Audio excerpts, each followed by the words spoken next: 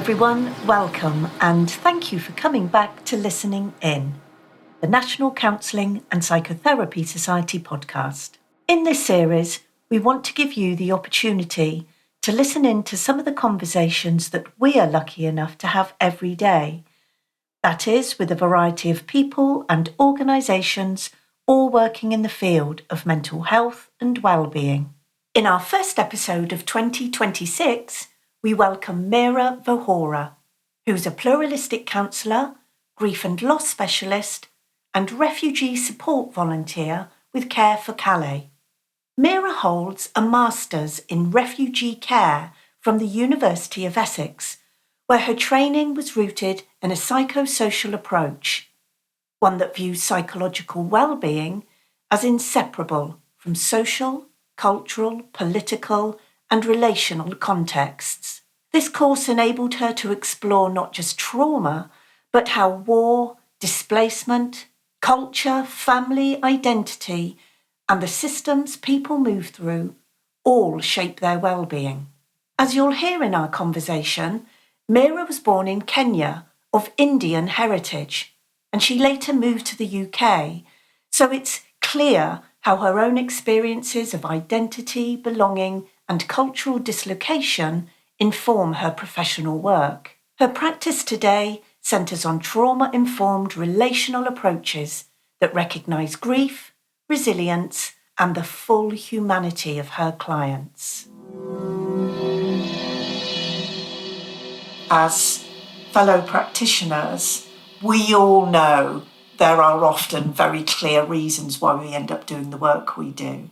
So if it's okay, just help us understand a little bit about your background, where you've come from, and how it is that that's led you to us being sat here chatting together today. So I was born and brought up in Kenya, in Nairobi, Kenya, in East Africa, and I came to the UK for university and stayed here for up until then. But I came to study here. And I seemed to, as I was studying and sort of trying to find myself, my father died during this period, and I just felt like something in my identity was just missing. There was something that was just not there, and I just felt, I guess it was more about wanting to be drawn back to community and understanding what that meant, coming through. So I think, so sort of looking at belonging, and I think that was really the issue, where you sort of come to a new country and you're trying to find yourself, and you're understanding where you belong, whether there's sort of similarities between people that you can, and that's not to say that the UK wasn't welcoming, because it was very, it is a very welcoming place. But something was missing, and I went through my later life. So I graduated and then worked in public relations. That's where I went, and just having that fast pace life as well, where you're zooming everywhere. You sort of just take a moment, and I think I sat down and I was just like, there is definitely something missing. So I packed it all in, and I just said, I'm going to travel, because I didn't have a chance to do that before university. So I decided to travel the world, and there I met, and when I say the world, I did pretty much, pretty much lots of the continent that, many continents that I could go to within 12 months.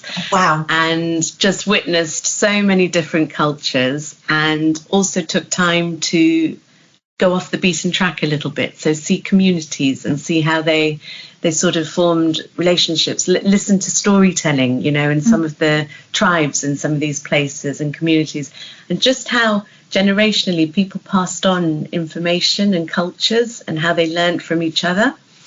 And I just felt a lot of, and that was ages ago, so pre-COVID and everything. I found that there was a lot of that was missing in a lot of the developed countries, that sense of community and belonging. And sadly, I'd caught up in the Bali bombings when I was in Bali, and that made me really sit down and think about what I wanted from myself and what I wanted to life. And coming from Kenya, I had a lot of work with refugee communities. There's one of the biggest camps in refugee camps in Africa that's based in Kenya, Nairobi. And I witnessed a lot of sort of camaraderie in the camps, and a lot of people, you know, just living together and waiting for an outcome and positivity that was coming out in their lives. You know, kids were playing football, they were doing art classes, they were learning English. There was a lot of togetherness that came from there, and I just thought I wanted to do something that sort of allowed myself to witness all that, and also just to help them move forward with their lives and decide where they wanted to go as well, and not for them to be seen as just a statistic at someone's, you know, number that they're coming into the country. They're actually people.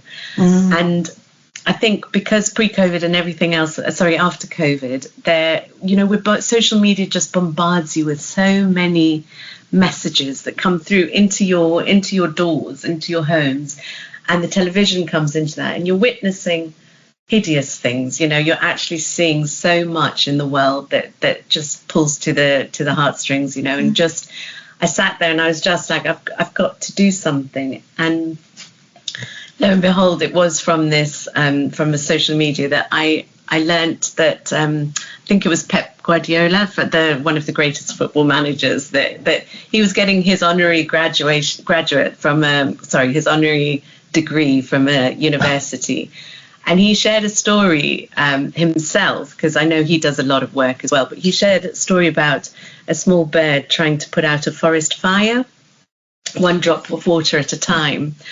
And the other, you know, all the other animals started laughing at this, just like, you know, what a ludicrous thing, one bird just trying to put out a small bit of water. And the bird turned to them and said, I'm actually doing what I can.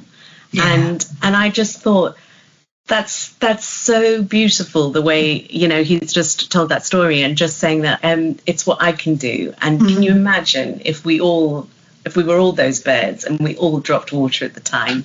And I think that's really just made me think, well, okay, I can't fix the fire, I can't put it all out, but what I can do something. And that's really what sort of led me into this work as well. What a lovely story. The Pep Guardiola story, what a lovely metaphor that is. Yeah, it was beautiful, and it really got to me. And then I was just looking through, and I just thought, well, I think from a personal approach, being a counsellor really just allows you to get into that space and understand people a lot more as well. And at the same time, I did my master's in refugee care with Essex University, and that also just allowed me to sort of, I think, work with Professor Papadopoulos, whose work, he's worked extensively with refugees and asylum seekers, and he challenges a lot of the trauma discourse, which I know we'll talk about in a little bit.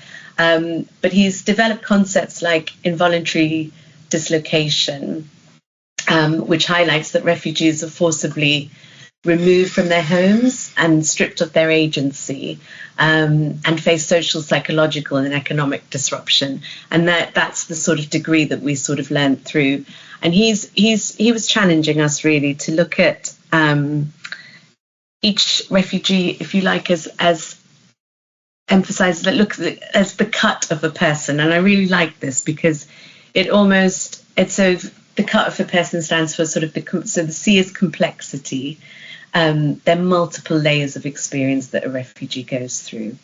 And the U is for uniqueness, and that's that no two refugee stories are the same. Everyone's really different, and the totality is the whole person. So you've got, you know, that it's not a diagnosis. You can't say, okay, that's refugees, they're all traumatized, but it's the whole cut of a person that makes it very unique, in terms of it's a reminder that every refugee's experience, if you like, is multifaceted, and trauma and grief are only part of their story that come through. Absolutely. It doesn't define, that trauma does not define them. Is that ultimately what you're saying? Yes, that's ultimately what I'm saying. And I think the Western models of trauma, they don't always fit. And I think people may grow, you know, they can grieve collectively. And I think where I've learned as well in my career, so as I've sort of studied a lot more about grief and loss, which has been so crucial in this line of work as well, because people may grieve collectively, privately, and also somatically, or in ways that aren't captured by Western models completely. So and I think trauma-informed care means respecting those differences while recognizing that there is suffering as well, and it's really important to see that labels don't necessarily fit all the time. And there's a great poet, British poet, Benjamin Zephaniah. Oh, I noticed you've put him in your resources. I was going to mention that. Yeah. And he's written a beautiful, he does lots of poetry, but he wrote a book called Refugee Boy as well. But in it he had said, we can all be refugees, and this is really important. He was just like, all it takes is a mad leader, or no rain to bring forth food, is what he had said. And why I love this quote so much is because it really removes the us and them completely, so that we're all one. And displacement isn't an exception of that. It's a human possibility, and it can happen to everyone. And I think that's so important, just to remember that, that we're sat here as well, and it could at any point happen to us, And when you just look at sort of the fires, I think, in LA that happened recently, not so long ago, last year, but that within a flash your home is gone. Yeah. And what do you do then? And it's just understanding that completely, that really is just, I think, quite important to realize that there is such a massive, it's multifaceted, massive sort of awareness that there is so much to it than just the trauma discourse. You're so right, Meera. It's almost like, what's that phrase? There, but for the grace of God go I. I think things like homelessness, that displacement with homelessness, even if you're still in your own country, and understanding the stories of homeless people and how they've ended up where they are. And again, it's just, a couple of payments, salary missed, or, a separation, or perhaps, and again, actually bereavement, so many different things that contribute, that those building blocks. It's that Jenga, isn't it?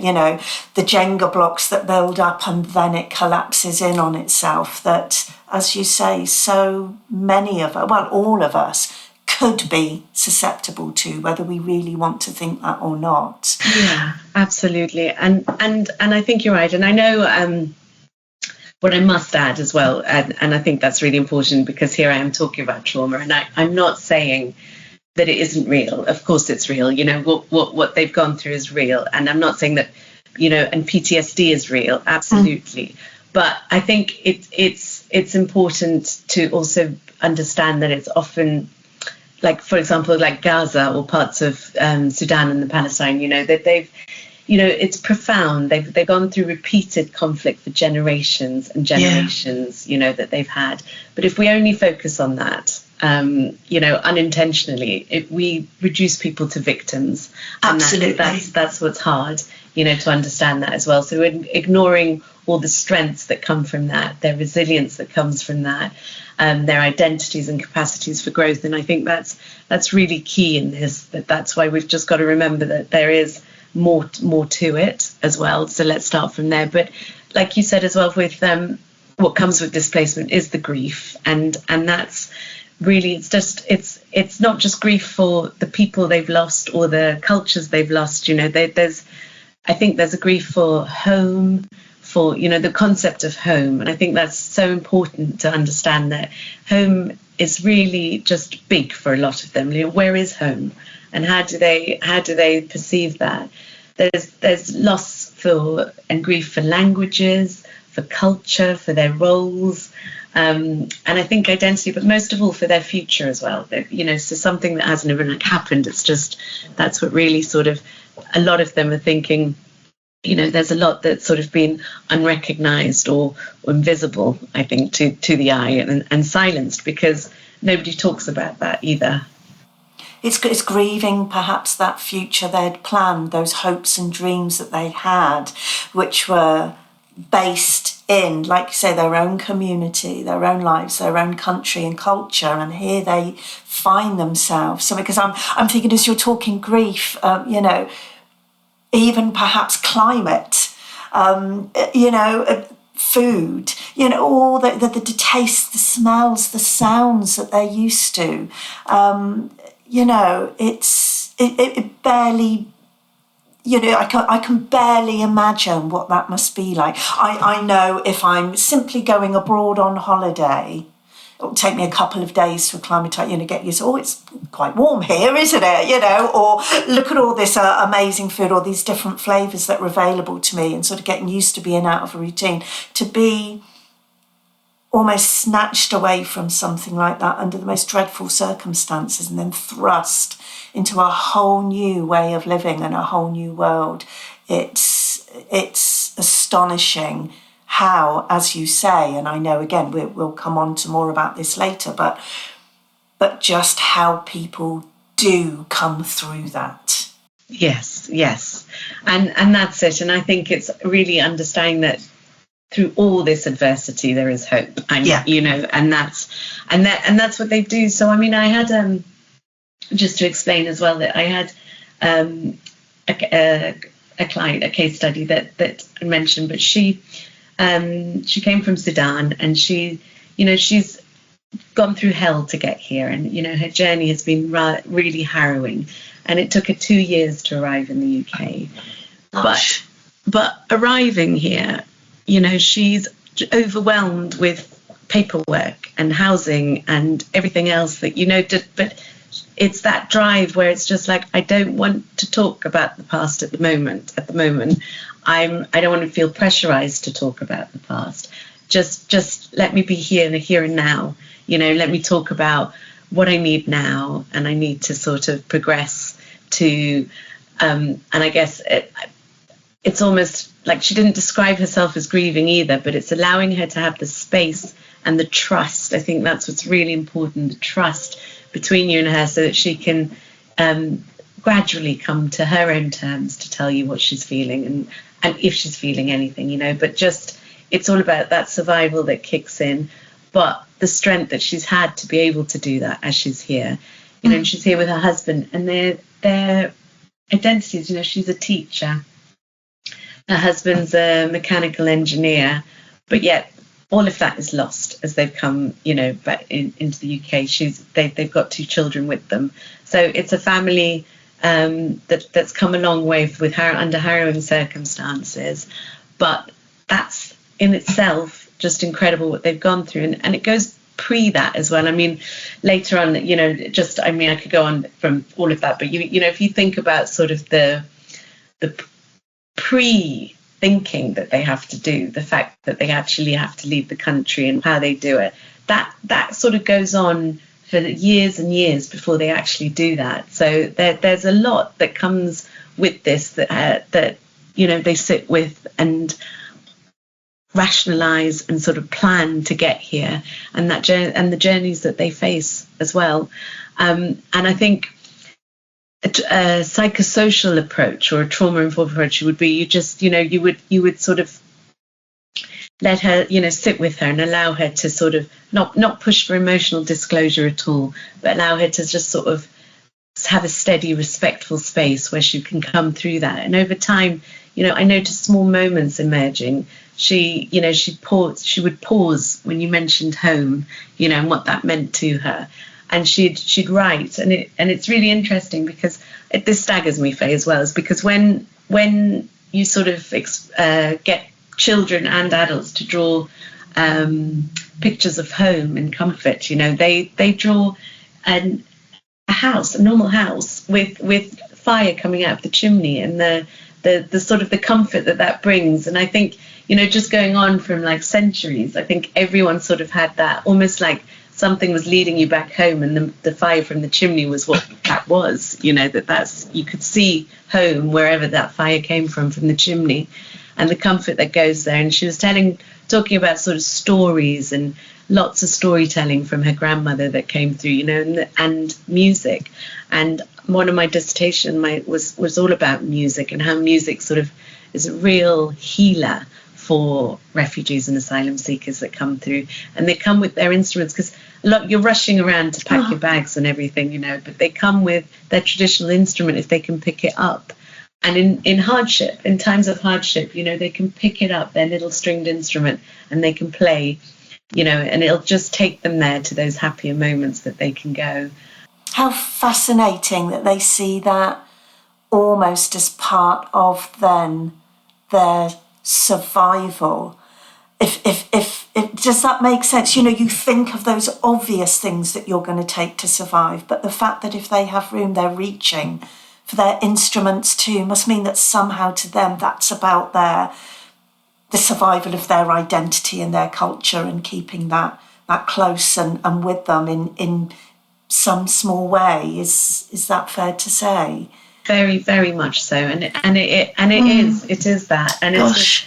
And especially in the darkest times, you know, for them, it's that light that just lifts them up, you know, that comes through, and it is beautiful. And I know with her, she you know, over time, she gently then started sort of naming her losses and what had happened to her, you know, but with in a way that she was, you know, she was making sense of it herself, and so it wasn't that she needed to rush straight into, you know, the in depth of like, yes, this is trauma, and we've got to say that this is what it is, but it was more about, this is what happened to me, but this is what I'm looking forward to, you know, this is where I want to go. I want to be able to settle in the UK to learn English. I want to enroll in an English class. I want to be able to teach again. I want to be around children. So all of those hopes and dreams and the future were really important to hear. And those are the strengths that inner strengths that she still had, which was really beautiful, as well as sort of understanding that she can also build her life again and where she started from. You're making me think so much of that whole Jungian approach, you know, and the shared, that, you know, that collective unconscious in some ways, that shared experience and deeply held beliefs and concepts that, regardless of culture or religion or, you know, nationality, are there amongst us all. I'm thinking of you describing, you know, the drawing of the home and the chimney with the smoke coming out, and the hearth being the heart of the home. And you know, this is somebody from Sudan that you're talking about, and yet I'm sure, you know, my children, when they were younger, would have drawn something very similar. You're talking about music, and I lived in Greece for many years and learned a lot about Greek history and their time under occupation, and how their culture and traditions were, you know, pushed underground. They weren't allowed to express themselves on that cultural level openly. And so their music, a particular type of sort of Greek historic music, I suppose, you know, their version of our folk music, as it were, you know, went underground, but that's how they kept their Greekness, as it were, until liberation came about. So there's all these very shared experiences, isn't there? And again, just coming back to this person that you worked with, and her still having hopes and ambitions, you know, seeing herself still as a teacher despite everything, seeing her love of children and working with children, saying, this has happened to me, but I still very much want to get back on that path again and experience and enjoy that love and that passion and that vocation I have in teaching. Again, to hold, it's so easy, isn't it, to think that this all just gets lost with trauma and with traumatic experiences. But as you're saying, as the thrust and theme of this whole conversation is, it's that doesn't go anywhere. It's still very much there and part of that person, this light that's still shining within them. Yes, and over time, it is. It's just because it's so hard because you're also lost in a system. Bureaucracy is so difficult here in the UK. I'm just trying to remember the stats, but I think last year we had like over 110,000 people claiming asylum in the UK, and each representing a story of a story of loss, a story of heartbreak, really, loss, grief, but yet there was so much resilience and all of them there. But again, they're just bunched into a statistic in a system, and that's what's heartbreaking, because like you said just now, there's a woman there, there's a teacher, there's a chemical engineer, there's a family, they're not all here that they haven't fled something that you wouldn't have fled from, or I wouldn't have fled from, if we had to. So it's just, they're all stories behind those statistics, and that's understanding that. And I think the grief and loss is really quite big, because it's more disenfranchised grief. I think that's what I'm trying to say, that we, and I think Kenneth Doka explained that quite well. And it's just grief that's not acknowledged at all, and it's not validated or socially identified as well. I think as well socially supported, and I think for refugees, because the systems prioritise survival, they've got to always prove that they're why they came here, what dates they came here, and that's hard, and I think that's just more prioritized over their truth and what's actually their emotional truth. And I think because people, lots of sort of, from a hierarchy point of view and everything, people always ask, well, what happened to you, when they're sort of processing the systems, how did you arrive, how did you get here, but no one sort of says, what have you lost, and let's talk about now and here and now, and what are your hopes and dreams. So it's almost like you've got, they've got to sort of pinpoint exactly just what they've got to do, and sort of talk about basically lots of facts, and it's quite hard for them to do that when you think just, okay, this is my truth now, and I'd like to share that opportunity with you. And again, when, as you said earlier, when people just aren't ready, you're making me think actually, and this is perhaps very much symbolic of our society and our culture here. When you think about everything from domestic abuse or sexual violence, these types of experience that as practitioners sometimes come into our work.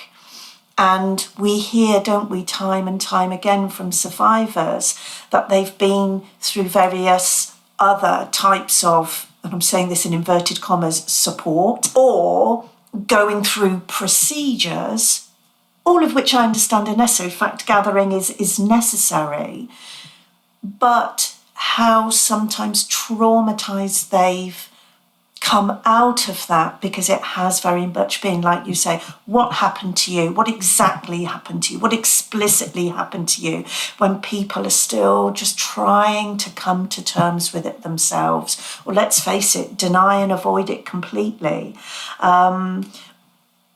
until they find their own place and time. And we all know, don't we, that often doesn't happen until somebody is feeling safer. You mentioned trust earlier, until somebody feels that they know this person they're talking to and trusts them to hold this very vulnerable part of themselves, to hold it gently, to hold it safely in a trustworthy way. Only then will people talk.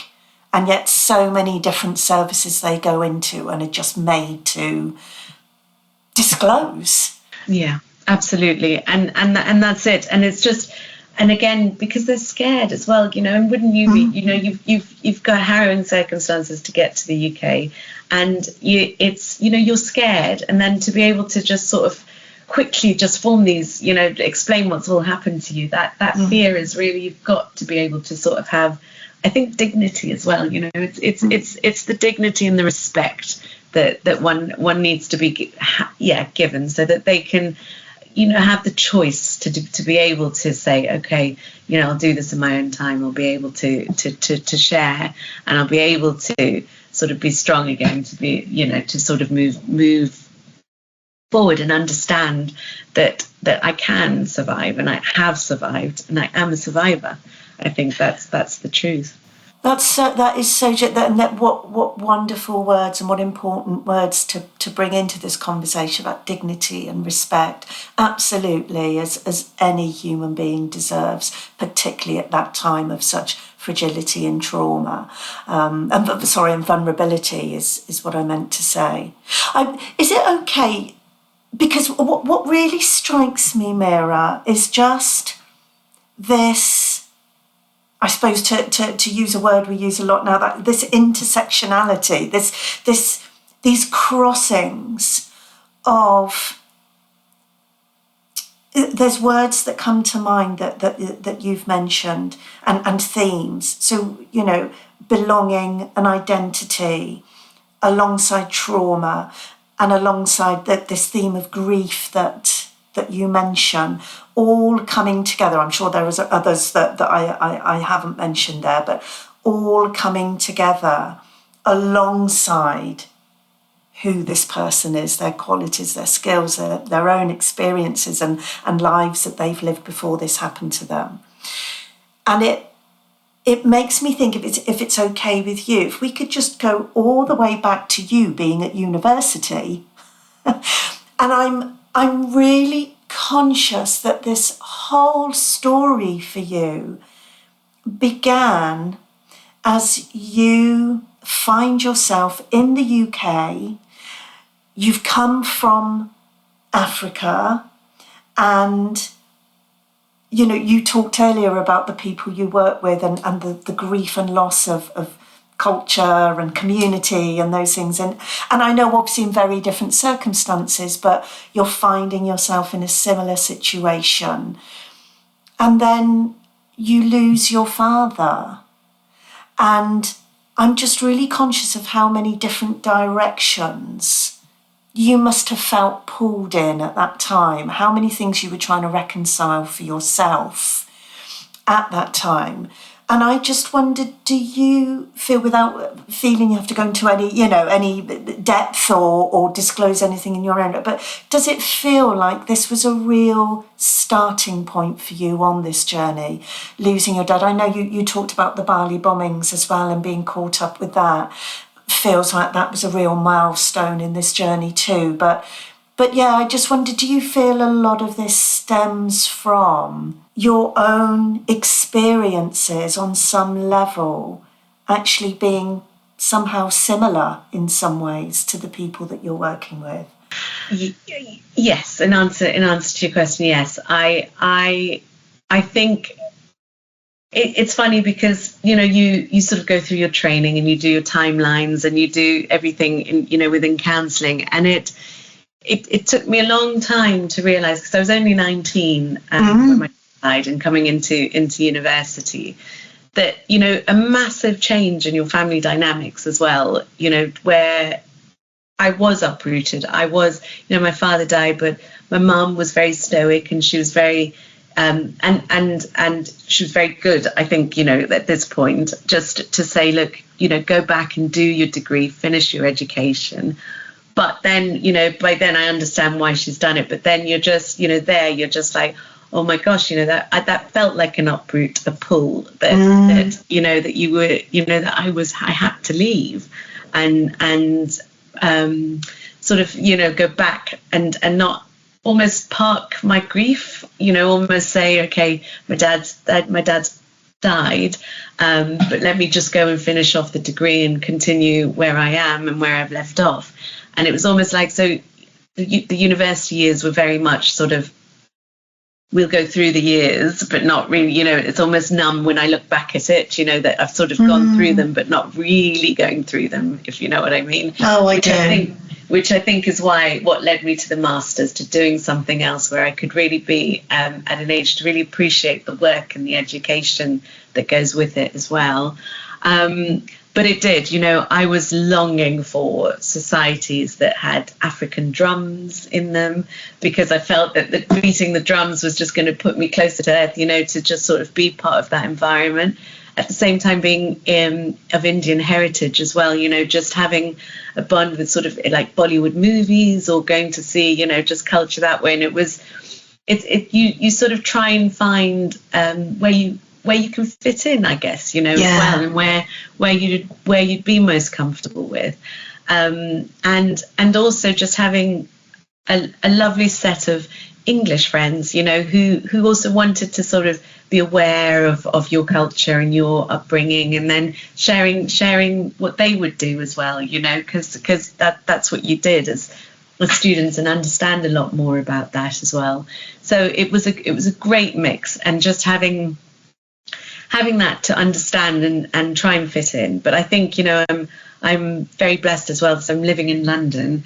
It's a very diverse city, and I think we're very lucky to be able to live in an environment like this, where you can sort of find your vibe, I guess, and find your groove, just be able to mix in with everyone. And I think that settling in and that belonging, I guess, that you said, yes, it has drawn me to it. And just also to understand, I think I will, just as I'm talking to you, I have remembered a story that's happened to me where I had to go to so obviously my passport, I wasn't fully British at this point, coming into the UK, and didn't realise that I needed a visa to get to another country. And I for reasons I won't say what country it was, but I'd arrived there, and then I got stopped at the airport, and immigration was quite, they were friendly enough, but still very, it's daunting. It's really scary what happened. But they were very much like, you did need a visa, and therefore we can't let you into the country. So they put me back on the flight to get back. But I just remember that feeling, that sinking feeling of, what have I done? And they take you in the corner, they're interviewing you, and just so, where you've just possibly not understood what you were doing, not understood that you needed something. And for a lot of refugees and asylum seekers, they obviously, these forms are impossible. They're sometimes impossible for me to do. It's not an easy system to navigate. So, understanding the levels of work that they've got to do, and a lot of them don't speak English, or better still, a lot of them don't know how to use the phones or the internet on the phone. So some of these forms are all internet based that they've got to do. But some of them, they can't access all that and know how to do that. So that's quite difficult. And I think that's the part that's always daunting, where I feel that if they just had someone to sort of help them navigate that, to just translate that for them, or to sit with them and say, it's fine, we'll work on it together, or let's talk about it, because a lot of it, that anxiety is building up for them. It's that, what if I put my dates wrong? What if I don't get it right? What happens then? And I think those are the similarities that just sort of, I understand, and I really do feel that it may have been my calling. I do feel just so wonderful when I'm there listening to their stories as well. That's so lovely. And I know I want to just touch, I'm conscious of the time. I do want to come back to the master's degree that you did, and just see if there's any more little sort of lovely nuggets that we can pull out of that. But when you and I first met, Meera, and you helped me understand about the work you do and the take on it that you learn, partly in your work with refugees, but also through your training, it's always been very much, again, about this, to find the positive parts of this. And again, not toxic positivity, but to understand there's balance in all of this. Of course, there's the trauma, but what else is there? And you talked earlier about, I think it was you mentioned the very large refugee camp in Nairobi, did you say? And it really struck me when you were describing that what you saw there was the coming together, the making the best of something that people there were doing.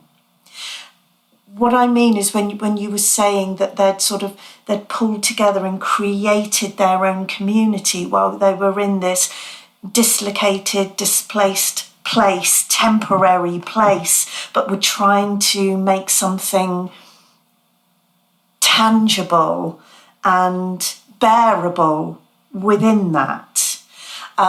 It's really odd. I have to say, sorry, I was watching at the weekend the film. It's an old film of The Empire of the Sun.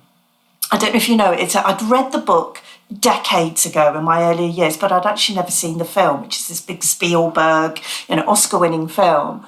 But it's about expats being prisoners of war in Japan in the Second World War. And what struck me watching that actually was how there they are in these internment camps, and yet they've created a whole little functioning community of bargaining and exchanging of goods and knowledge and experience, and setting up all these little branches that we would recognise from our own communities around us, but they're doing it in this dreadful, awful circumstances they find themselves under. So sorry to bring it back to my point. I just wonder, what you see that clearly there's something within you personally that sees this positive side of what human beings are bringing to these difficult situations they find themselves in.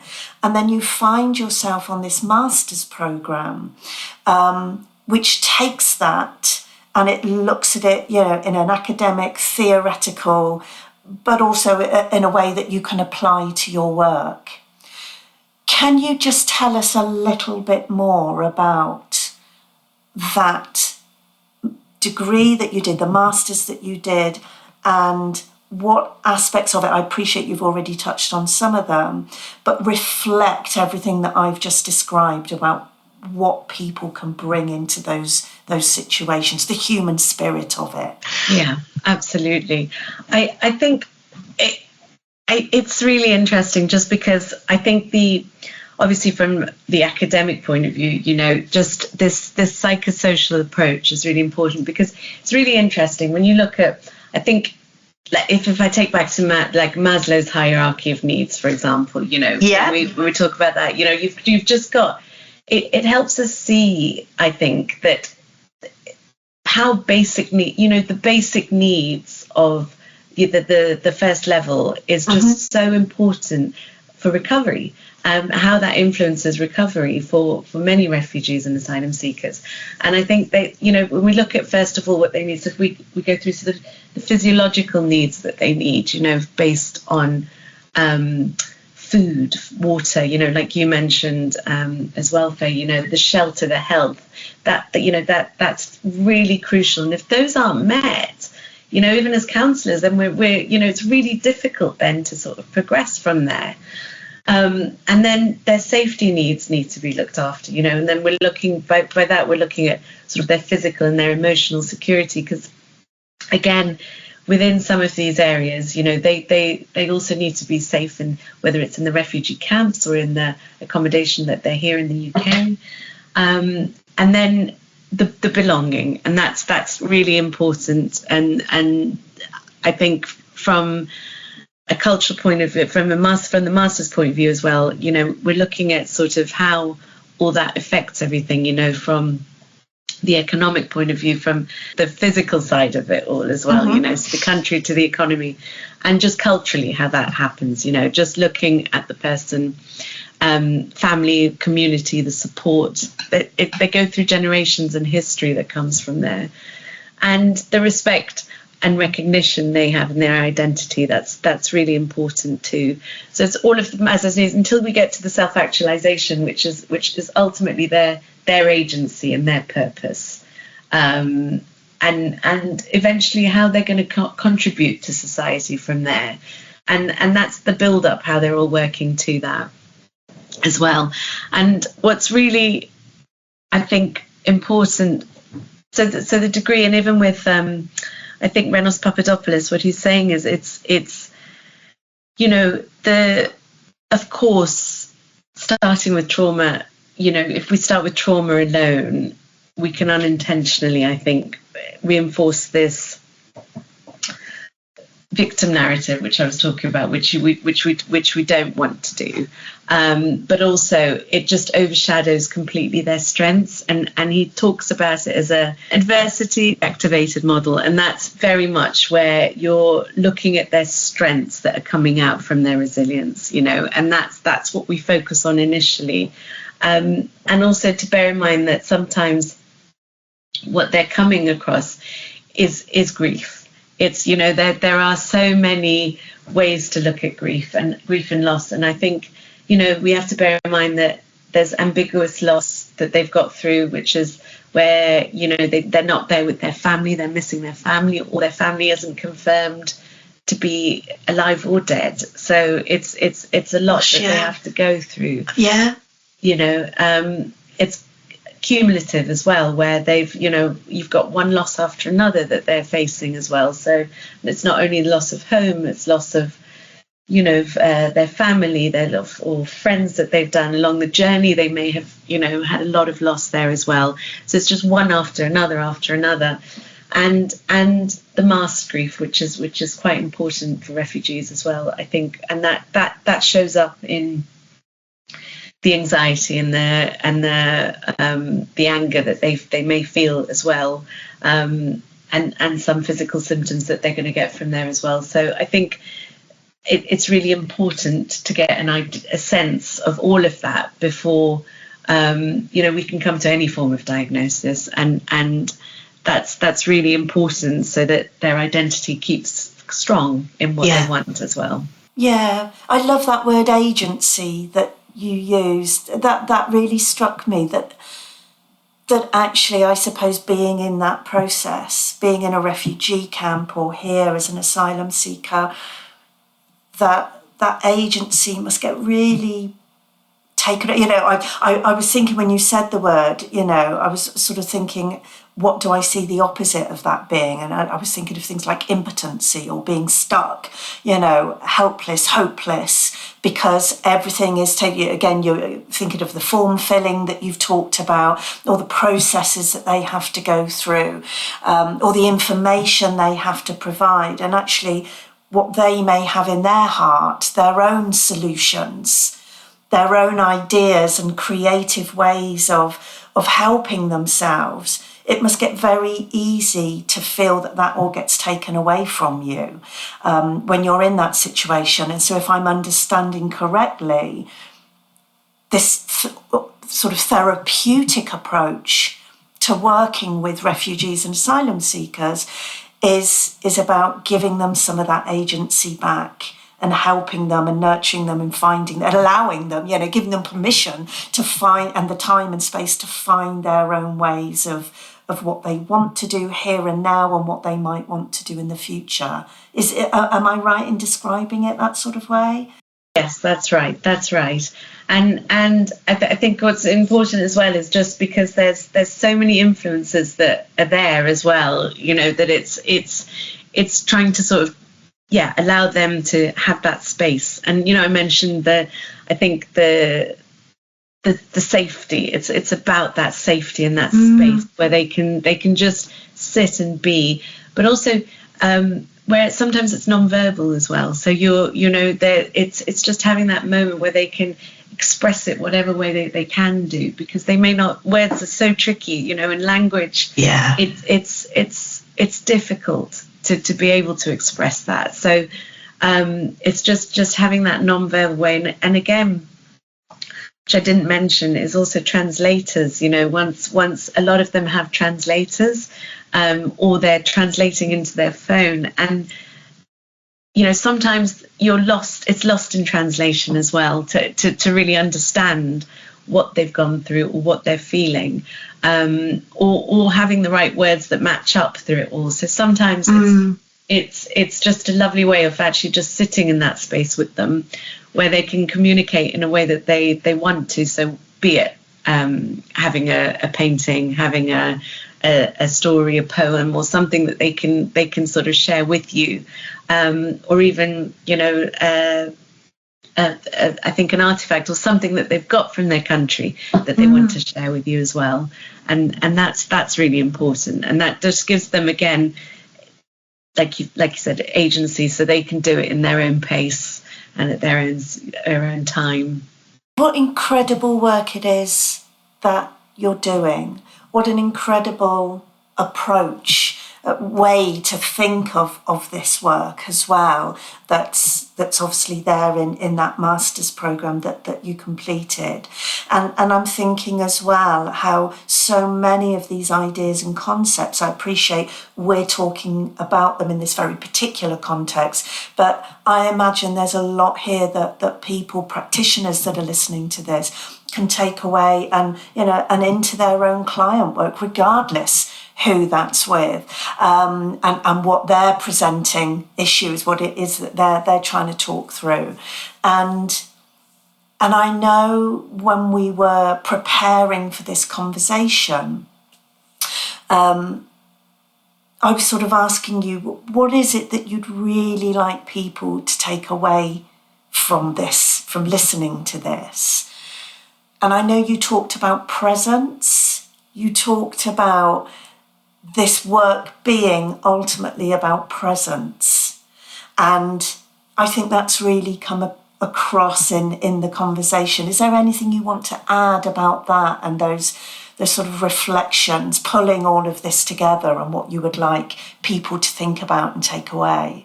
Yeah, I think it's really important that we all slow down a little bit. I think I think that's really crucial, because we are, as I said earlier in my at the beginning of this, we are bombarded by messages, and it's really hard to decipher what's true and what's not.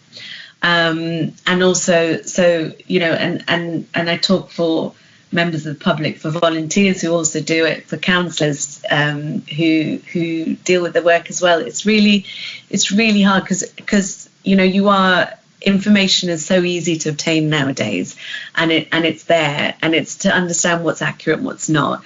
But just to slow down and to resist the labels and the I guess the fixing, because even though I know we don't fix, and we're trained that way, but it's just to be still seen as being the saviours and the rescuers is really it's very hard sometimes not to fall into that, and I speak for myself as well, because it's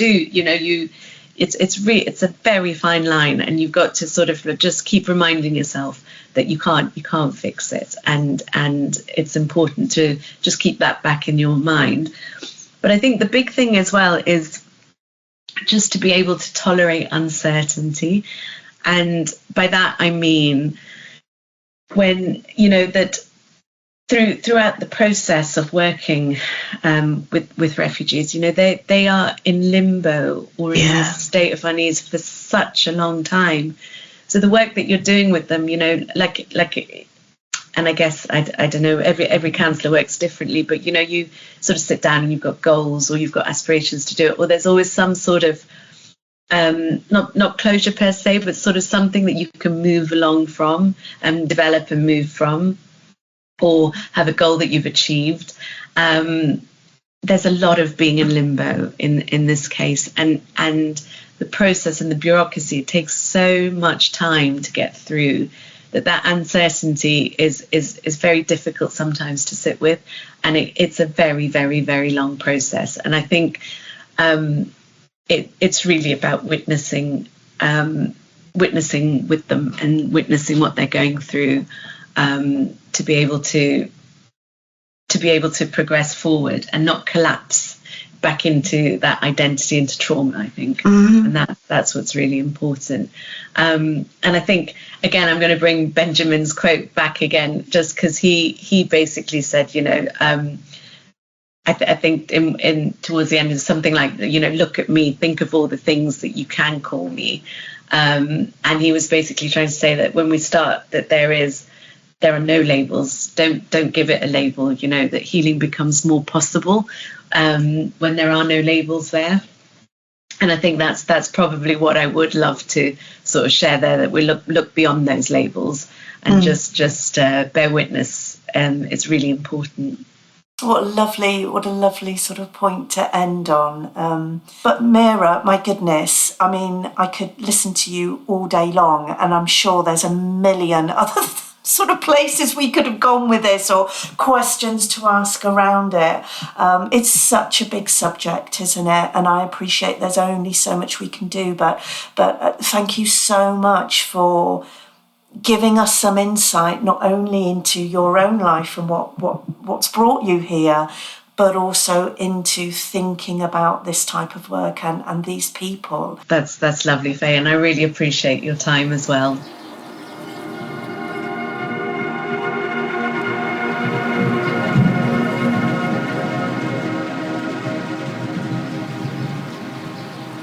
Thank you to Meera for joining us today, and thank you for listening in. You can find a variety of links related to this conversation in the show notes below. And do remember, Meera is presenting a lunchtime learning webinar for the NCPS later in the year. For more details about that, please visit our website. This podcast is brought to you by the National Counselling and Psychotherapy Society, a professional home for counsellors, psychotherapists, and over 120 wellbeing organisations across the UK. Autonomy, diversity, creativity, and community are at the heart of what we do. We're creating a positive space for conversations with people who share common beliefs and goals, because together, our voice is louder. If you would like to know more about the NCPS, please visit www.ncps.com for more information. And please remember to follow and subscribe to this podcast so you're always part of the conversation.